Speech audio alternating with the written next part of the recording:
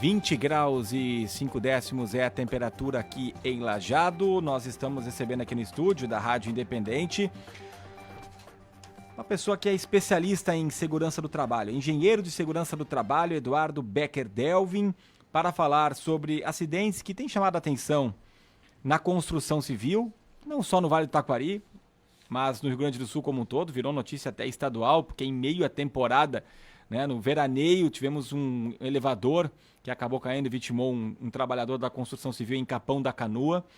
Nós tivemos mortes aqui que aconteceram também nos últimos meses em Lajeado ou até mesmo em municípios aqui da região, em construções de prédios, mas também acontece muitas vezes de as pessoas quererem limpar o telhado da sua residência ou fazer alguma coisa em casa e também caírem, se acidentarem e muitas vezes até morrerem. Nós temos 5 óbitos por queda de altura aqui no Vale do Taquari, de acordo com o levantamento da Rádio Independente nesse ano de 2024. O primeiro caso foi em janeiro, um homem de 65 anos que caiu de um telhado na linha Wolf, no interior de Estrela. Em fevereiro, 2 casos, um homem de 65 anos que caiu do andaime no bairro Canabarro, em Teutônia. Também a morte aconteceu no dia 20 de fevereiro de um homem de 41 anos que caiu do telhado no dia 10 de fevereiro em Santa Clara do Sul. Um outro homem de 25 anos que caiu do 14º andar de um prédio em construção em Lajeado, esse no mês de março. E um quinto homem, uma quinta vítima, 37 anos, que caiu de um prédio também em construção aqui no município de Lajeado. Então, estamos falando de 5 óbitos que aconteceram por queda de altura. Não que seja, imagino eu, até vamos saber do Eduardo, que daqui a pouco seja algo anormal, que esteja num volume maior, porque historicamente a gente fala sobre isso, infelizmente, né, de mortes nesse tipo. E a gente vai falar sobre como prevenir, os cuidados. Daqui a pouco, se está acontecendo o maior número de mortes mesmo, a gente tem uma construção civil muito forte aqui na região, daqui a pouco são mais construções que estão em andamento e tem mais chance disso acontecer. Tudo isso a partir de agora com o Eduardo Becker Delvin, justamente no mês de abril, que é o Abril Verde, que é o mês da prevenção de acidentes no trabalho. Bem-vindo aqui, Eduardo, mais uma vez à nossa programação. Bom dia. Bom dia, Ricardo. Bom dia, ouvintes. É um prazer estar aqui com vocês, falando sobre um assunto tão importante a favor da vida, que é a segurança do trabalho, né? Então, como você bem introduziu o assunto, existe sim uma tendência em 2024 de um aumento de acidentes do trabalho relacionados a trabalhos em altura, isso de uma forma geral. O Brasil ainda hoje, infelizmente, é o 4º país na escala de acidentes do trabalho no mundo, ficando atrás somente da China, né, da Índia e da Indonésia. Então, o Brasil tem números alarmantes, né? Para ter uma ideia, os dados estatísticos de 2022 estabeleceram 2.518 mortes, né, relacionadas ao trabalho, né? Isso envolve um acidente com óbito a cada 3 horas no Brasil.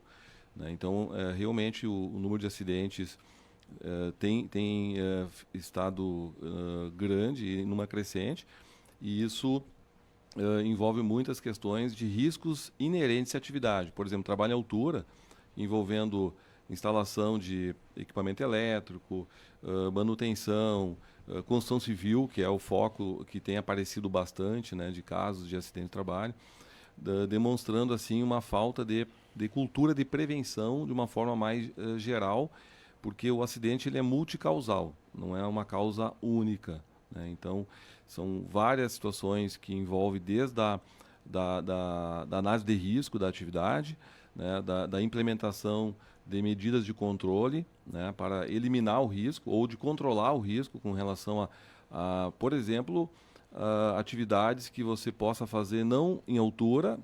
Tem empresas que, por exemplo, fazem toda a instalação, a solda no nível térreo, né, e sobem já com a estrutura metálica, por exemplo, só para fazer a instalação final, né? Então, tu consegue, desta forma, controlar o risco, né, evitar que a pessoa esteja exposta ao risco. Mas quando está em altura, é importante, sim, estar protegida pelos equipamentos de proteção coletivo e individual, né, que são elevadores, andaimes, por exemplo, né? E também os EPIs, que são fundamentais para trabalho em altura.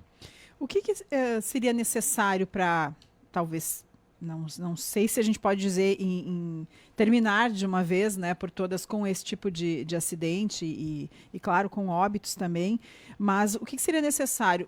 Mais treinamento, essa prática de daqui a pouco ficar o mínimo possível na altura, né, fazer todo o trabalho possível anteriormente, chegar lá só naquele momento mesmo de extrema necessidade de estar lá, ou mais treinamento, mais seguido isso, observar mais cada detalhe do equipamento. O que será que faltaria aí para evitar isso? Eu penso assim que seria importante desenvolver de forma mais contínua a prevenção de acidentes na percepção dos perigos e riscos, né? Isso com o funcionário em si, com a empresa? De uma forma geral. O funcionário, mas também o empresário e os gestores da empresa envolvidos também. Isso envolve, por exemplo, boas práticas, que são diálogos diários de segurança do trabalho.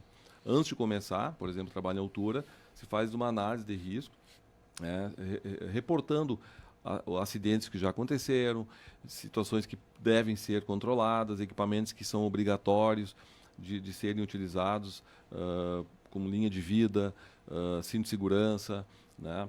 Situações que podem ser utilizados equipamentos que substituem o acesso via escadas, mas sim por plataformas de trabalho aéreo. Não são situações que a empresa pode estar prevendo numa análise prévia, preliminar de risco, para a execução mais segura do trabalho, né? Então, é um trabalho de conscientização contínua desde do início. A segurança do trabalho, nesses mais de 20 anos que eu atuo na área, se percebe que tem que trabalhar com rédeas curtas, na medida que não pode ocorrer um relaxamento, né? Na medida que existe a necessidade de estar falando sobre os cuidados diariamente, né? É uma questão cultural que ainda hoje nós temos muitas questões que envolvem autossuficiência. O acidente não acontece comigo, só acontece com outro, eu me garanto, né? A necessidade de fazer com, muitas vezes, mais velocidade, mais pressa, e acaba acelerando o processo, porque em vez de buscar uma escada adequada, pedir ajuda, porque o trabalho em altura é um trabalho coletivo, né? É importante que tenha mais de uma pessoa envolvida e uma ajudando a outra para fazer um trabalho com segurança, né? Então é fundamental que tenha essa percepção, né, desenvolvida, onde nós temos vários riscos inerentes, né, à atividade. Quando eu digo inerente, porque como dirigir um automóvel na cobertura de um evento, tem o risco de acidente de trânsito, né? Quem trabalha em altura tem o risco de queda, que é um dos principais fatores de acidente, assim como o risco de máquinas em movimento, que é na estatística, assim, o que aparece nos primeiros lugares é quedas, acidentes com máquinas em movimento e também veículos, acidentes com veículos industriais, né? Por exemplo, empilhadeiras, paleteiras e também veículos como motos, né? E automóveis, né? Então, E aí nós estamos falando daqueles 2.518 acidentes que tivemos morte aí no ano passado, né, relacionados ao trabalho. Um acidente com óbito a cada 3 horas no Brasil. Isso. Aí nós estamos falando de todos esses, né? Tem alguma... E pelo que eu entendi, queda de altura é o primeiro item. É um dos primeiros. Mas não sabe dizer quantas mortes somente por queda de altura. Na relação aparece a queda de altura junto com os equipamentos, máquinas em movimentos, né, com 15%. 15%. 15%. E o número de mortes em 2022, não foi ano passado, é 2.538, só corrigindo, né? Mas reflete um impacto assim de a cada 3 horas no Brasil um acidente fatal. Imagina só se nós formos pensar que esse número tem aumentado, como a estatística aqui do Vale, localizada, com esses 5 casos que você relacionou há pouco, Ricardo, demonstra que realmente tem muito acidente do trabalho, né, onde estava realizando um trabalho, como acidentes, às vezes, domésticos. Estamos falando de mais de uma morte por queda de altura por mês até aqui. Estamos no mês 4 e já temos 5 mortes. Na região, Eduardo, tem esse recorte, se de fato tem aumentado, é maior o número de construção e aí é maior a chance também de acontecer isso. Como é que está essa relação aí? Ou é algo historicamente que acontece, só talvez não se tinha tanto conhecimento antes? Como é que está esse cenário? O número tem se demonstrado crescente, né, em função também da economia, no sentido que a construção civil ela tem buscado um crescimento orgânico, normal, né, e claro que no momento de alicerce, crescimento da obra e também depois de acabamento, existem vários riscos inerentes à atividades, né? Então, o que nós temos percebido que as empresas organizadas, elas têm conseguido um controle muito efetivo com relação ao controle do risco, né? O risco ele é inerente, mas elas têm conseguido. Mas o fator humano, que nós comentamos há pouco, ele é bastante variável. As pessoas, às vezes por fadiga, por distração ou por algum motivo aleatório, né, acabam descuidando em alguns momentos no uso dos equipamentos de segurança, tanto coletivo e individual. Então, é algo que tem que ser desenvolvido no dia a dia, né, no diálogo de segurança. Na construção civil, eu recomendo assim, um trabalho contínuo, diário, né, de conscientização, para que todos possam vir trabalhar com integridade e voltar para casa com a mesma integridade, né? A gente imagina que quem vai fazer esse trabalho recebeu algum tipo de treinamento, né? Sim. Mas ainda assim, sempre tem alguém que está iniciando, ou alguém que também, às vezes, com muita experiência, também pensa que, eu já tenho bastante experiência comigo, está tudo Sim. certo. Mas nem sempre é assim, né? Pode ter aquele dia que a pessoa está realmente com essas questões, mais distraído, ou algo no equipamento ali que talvez não está tão bem controlado, digamos. Isso. É muito importante essa questão do treinamento, porque o treinamento ele é fundamental, o treinamento também sistêmico, né, de forma mais contínua, repetitiva, mas também um treinamento de qualidade, um treinamento que tem a teoria e tem a prática. Tem uma norma que é importante relacionar, que é a norma regulamentadora número 35, que define todas as premissas necessárias para trabalho em altura. No Brasil existem 38 normas regulamentadoras e tem uma específica, que é a 35, que define as obrigações das empresas com relação a trabalho em altura. De quando que é essa norma? Essa norma ela saiu na década passada, né? E as empresas elas têm conhecimento porque é obrigatório o treinamento para trabalho em altura de 8 horas, com reciclagem a cada 2 anos, no mínimo, né? Obrigando, por exemplo, o uso do cinto de segurança tipo paraquedista para trabalhos acima de 2 metros, por exemplo. Está previsto em norma, né? Então, é algo que tem que ser praticado, cumprido e tornado obrigatório nas empresas, né? A gente sabe que alguns acidentes que foram reportados são acidentes domésticos, são acidentes de uso em casa, acidentes de um contrato informal que tu faz para alguém vir na tua casa fazer um serviço de limpeza de calha, de telhado, enfim, que não existe uma formalização no contrato. Quem está contratando, é importante, fique bem claro, a pessoa é corresponsável. Quando a gente contrata alguém para fazer uma atividade, a gente contrata aquilo que não é o que a gente gosta de fazer, o que é fácil. A gente contrata aquilo que realmente a gente não se sente preparado e não tem, daqui a pouco, a expertise para fazer aquilo com qualidade. Tá, mas se eu estou com problema no meu telhado, eu contrato alguém para ir lá limpar. Se acontecer alguma coisa com ele, a culpa vai ser minha? Tu vai ser corresponsável. Mesmo que eu não saiba nada, qualquer pessoa, estou pegando eu como exemplo, eu não saiba nada sobre isso aí, quem tem que entender disso, quem tem que saber é o funcionário que vai lá, muitas vezes é a empresa dele que eu estou contratando, sim, né? Exatamente.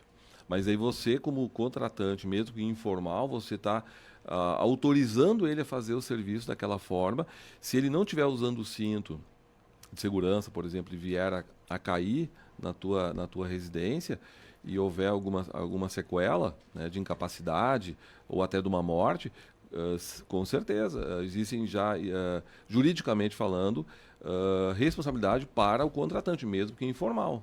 É um ponto de atenção muito, muito importante. Isso vale tanto para empresas como para a nossa residência. Eu tenho um exemplo de um colega da área de engenharia que chamou um profissional para fazer o serviço de instalação de antena, né?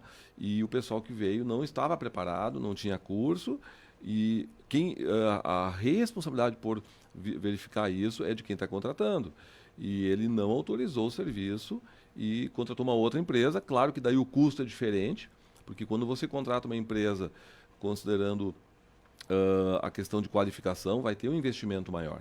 E aí entra um ponto-chave, que a segurança do trabalho muitas vezes é vista como custo, e não como investimento. E muitas vezes a gente contrata o mais em conta, o mais barato, e esse barato pode sair muito caro ali na frente, né? Então, por falta de atenção, falta de procedimento, falta de equipamento, falta de cuidado na atividade. Então, que tipo de cuidado eu preciso ter se eu for contratar hoje uma empresa para instalar uma antena, por exemplo? O que eu preciso observar? Porque eu não sei a parte técnica, o Ricardo, a maioria dos ouvintes não sabe. Sim. Qual o equipamento que precisa ter? A gente não tem nem como ir lá controlar, ó, tu não está usando tal equipamento, que eu nem sei exatamente, né? Sim. A gente sabe algum básico.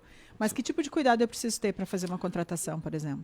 A recomendação fundamental que eu indicaria era buscar referências da empresa, né, a qualificação da empresa.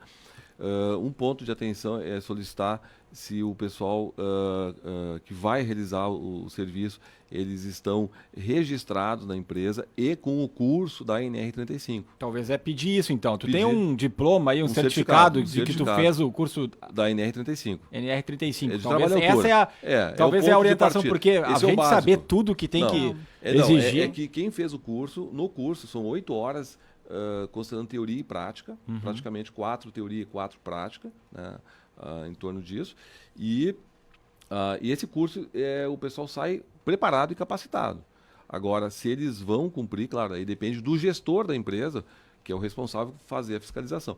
Mas o que eu indicaria é exigir, né, a certificação do trabalho em altura para esses serviços domésticos, digamos assim, para nosso resguardo também. Não vai garantir 100%, porque acidente, né, a gente nunca sabe, mas pelo menos sabe que a pessoa está preparada para o que está fazendo.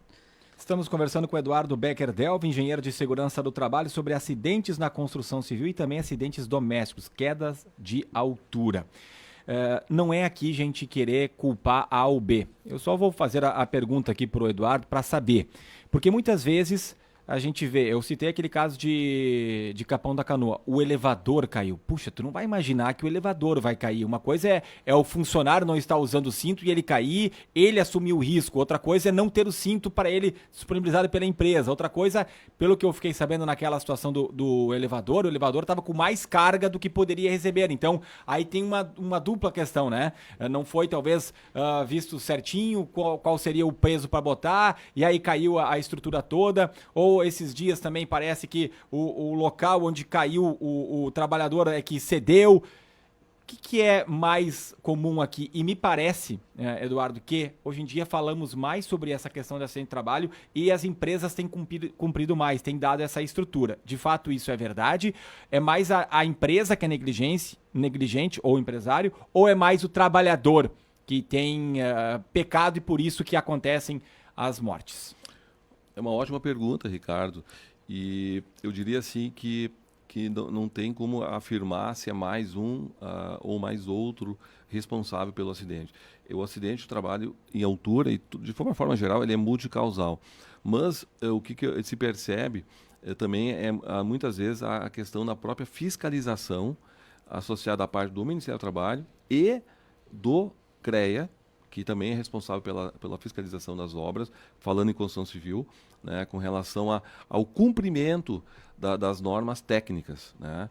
E aí eu falo que o profissional de engenharia civil, mecânica, de produção, né, que nós temos vários profissionais muito bem qualificados aqui na nossa região e no estado, estão fazendo um trabalho, mas no caso específico desse elevador que você reportou, um acidente no litoral, pelas informações que chegaram via imprensa, houve uma questão envolvendo muito forte o equipamento que apresentava desgaste, né? E aí, claro, o que se imagina, como é que foi o nível de vistoria desse equipamento. A manutenção, que, como tudo na vida, precisamos de manutenção, o nosso carro precisa de manutenção, a nossa saúde precisa de manutenção. Então, um elevador de obra, que é utilizado em várias obras, vai precisar de manutenção. Então, em algum momento, houve uma falha de manutenção, porque o equipamento, ele apresentou desgaste, ele não suportou a carga e veio a cair e causou, infelizmente, o óbito de um trabalhador que estava lá buscando, né, a sua atividade laboral e acabou, né, infelizmente, morrendo. A empresa não pode fazer essa fiscalização também, ter profissionais capacitados ou contrataram a empresa, né, no caso como a sua, enfim, para fazer essa fiscalização, porque a gente sabe que Ministério Público do Trabalho, o CREA, a gente sabe que, e outras áreas também, né, quando depende de fiscalização, demora, né, para vir, muitas vezes não vai. A empresa, daqui a pouco, para se precaver, não é interessante também ter profissionais que atuem nessa área? A empresa, ela deve fazer isso, Ricardo. Tá? A empresa deveria sempre, e eu sei, as grandes empresas que nós temos aqui na região, todas fazem isso. Elas têm profissionais ou próprios, que são os técnicos de segurança do trabalho, e os engenheiros de segurança do trabalho, né? E também os gestores, que devem ser exemplo na cobrança, no uso dos equipamentos de proteção coletivo e individual, né? É uma responsabilidade. Por exemplo, o pessoal imagina às vezes que fornecer um cinto de segurança, um capacete numa obra é algo simples. Na verdade, a ideia é que seja muito simples, mas tem todo um tratamento, porque a empresa precisa fornecer um equipamento certificado, ele tem que ter CA, ele tem que ser treinado, que nem a Rita falou antes, treinamento para o uso do EPI, ele precisa ser registrado e está previsto na norma NR6, uma daquelas 38 é de EPIs, específica para equipamentos de proteção individual, que a empresa deve exigir o uso. Então a empresa é responsável por tornar obrigatório, que é o papel mais desgastante no dia a dia de cobrança de uso dos equipamentos de segurança, né? Então, isso vale para o uso do cinto de segurança no carro da gente, vale na obra no uso para trabalho em altura, o uso do capacete, o óculos, o protetor auditivo, né? Então, tudo isso, a empresa deve sim fazer o trabalho de treinamento e tornar obrigatório e fiscalizar. A empresa, eu conheço muitas empresas que fiscalizam e tornam como regra de ouro. Funcionário que não utiliza, de alguma forma ele é advertido, inicialmente verbalmente, depois por escrito, em alguns casos, Ricardo e Rita, inclusive por uma demissão por justa causa. Inclusive, tem casos relacionados à questão jurídica, comprovando que, em algumas situações, quando existe uma reincidência de má conduta, de desvios comportamentais por parte do trabalhador, de uma demissão por justa causa. Porque essa não utilização de um EPI, por exemplo, vai ter causas não só para a pessoa, mas todas essas que nós já falamos aqui, para a empresa ou para o contratante, ou enfim, né? E o acidente, Rita, ele é negativo para todos, principalmente para a vítima ou para o acidentado, mas também para os colegas que têm a convivência com aquela pessoa, com a família e também com a empresa, que vai ter que se organizar diferente, né? Vai ter que organizar a equipe, né? Então, toda uma questão de tratamento, a recuperação do acidentado, né? Ouvintes que participam conosco, referente à pergunta do Ricardo, senti na pele na contratação do profissional, pois optei pelo custo e a empresa que foi contratada não estava apta a fazer o trabalho contratado. Rodrigo Marques Borges, que manda o recado aqui pra gente. O Gerson Fraga, do Jardim do Cedro, Lajeado, falta treinamento e valorização de profissionais nessa área do trabalho. Também contribui e muito com a alta em acidentes do trabalho. Participações do 999-787885 para WMCPAP e Farmácia Santa Helena. Queria aproveitar também, Eduardo, para falar sobre a questão aqui que o ouvinte disse que contratou, né, o serviço mais barato, que você citou também, mas muitas vezes a gente quer fazer o serviço para não contratar alguém, porque vai ter um custo, porque alguém vai ter que mexer em coisas dentro de casa, é um estranho chegando, e muitas vezes a gente quer fazer isso, né? Especialmente em telhados. A gente teve a questão da enchente, que teve muitas residências danificadas e teve um aumento naquele período de pessoas que caíram do telhado, muitas vezes até perdendo a sua vida. Quais são as dicas, as orientações? Eu achei muito interessante que tu falou que é um trabalho coletivo, já começa por aí, quer fazer em casa, daqui a pouco faça com mais alguém para ajudar, mas aí tem a questão do cinto de segurança que as pessoas não vão ter, enfim, fale um pouco sobre esse cuidado também, os acidentes domésticos em altura. E isso acontece em todas as classes, né? Olha só o que aconteceu com o Gugu Liberato, né? Um acidente doméstico também, que onde ele veio a óbito. E realmente, assim, a questão de cuidados com o trabalho em altura, ele começa desde o seu planejamento. Com relação a eu fazer o trabalho, isso acontece porque muitas vezes nós temos a ideia de nos sentirmos preparados. Mas, quando envolve atividade de risco, que é um trabalho com eletricidade, que também é muito perigoso, um trabalho em altura, é importante buscar mais informações.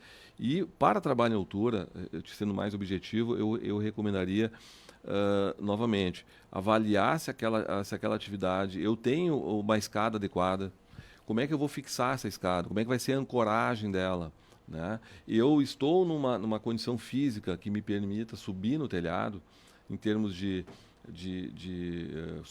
resistência física, né? Às vezes até a questão de peso é importante avaliar, porque o cinto de segurança ele tem uma capacidade de segurança para garantir ali o peso de 100 a 120 quilos, mas daqui a pouco vai ter pessoas que estão subindo no telhado que vão ter mais do que esse peso e não estão nem usando o cinto, entende? Então, são uma série de fatores, mas de concreto, o que eu indicaria? Buscar um trabalho de dupla, um trabalho com uma escada adequada, uma ancoragem legal e buscando empresas que sejam qualificadas, né? Que tenham treinamento, que possam nos dar uma segurança, que vão finalizar o serviço, como eu sempre digo, 0 acidentes. Né?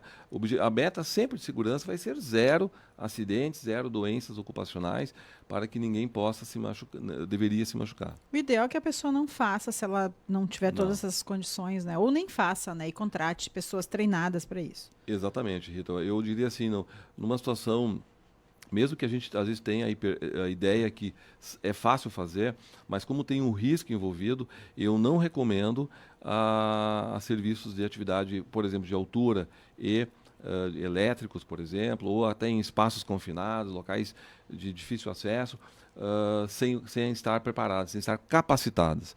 Para isso precisa, inclusive, uma premissa, Ricardo, que a gente nem comentou nisso, porque o assunto é muito amplo, nós poderíamos ficar aqui muito tempo.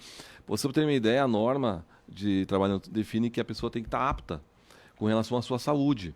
O médico do trabalho que dá o apto no atestado, ele vai pedir normalmente eletrocardiograma, eletroencefalograma, vai pedir também tem exames, muitas vezes o exame psicossocial com relação a espaço confinado, quando é para trabalho com a psicólogo, entende? Então, tem uma série de exames complementares que devem ser realizados para ter o apto para trabalho em altura, né? Então, de novo, não recomenda-se o trabalho em altura para quem não estiver apto e capacitado. Eu faria essa complementação. Além da capacitação, também a aptidão, que envolve a questão da saúde, que é muito importante, porque eu vejo às vezes pessoas de certa idade fazendo trabalho doméstico, fazer uma poda, né? Fazer um trabalho em árvore, fazer um trabalho em limpeza de calha, e acaba se machucando gravemente. Se nós formos... Porque essa estatística que nós apresentamos hoje, que o Ricardo apresentou muito bem no início, é uma estatística já fatal, é um acidente com óbitos. Mas quantos acidentes chegam no pronto-socorro, no PA, na UPA, com acidentes domésticos? São vários acidentes. Pessoas que ficam paraplégicas, tetraplégicas também em função disso, né? Exatamente. Eu tenho um número aqui muito, muito forte, que envolve, só em 2022, 612 mil acidentes com incapacidade, né, no Brasil, né? Então, assim, é um acidente a cada 51 segundos, tá? Então, acidentes de forma geral, entendeu? Então, claro, a gente deu foco muito aqui na questão dos acidentes com fatalidade, com óbitos, mas são milhares de acidentes, praticamente, vamos arredondando, um por minuto, nessa nossa entrevista aqui, que foram alguns minutos, já ocorreram vários, no Brasil todo, ocorreram vários acidentes, né, do trabalho. Eduardo, muito bom, muito obrigado pela tua presença aqui, uma boa semana e sucesso aí no trabalho. Muito legal, obrigado, Ricardo e a Rita pelo convite. Esse assunto ele é muito importante porque ele trabalha a favor da vida, né? A gente sabe que é um trabalho coletivo, é um trabalho de fortalecer a cultura de prevenção de acidentes, o trabalho nas empresas e na nossa casa também, né? Então é muito bom conversar sobre isso e estamos disponíveis aí para esclarecimentos. Mais uma vez, muito obrigada. Conversamos com o engenheiro de segurança do trabalho, Eduardo Becker Delvin. 1 minuto faltando para as 11h20.4 é a temperatura em Lajeado.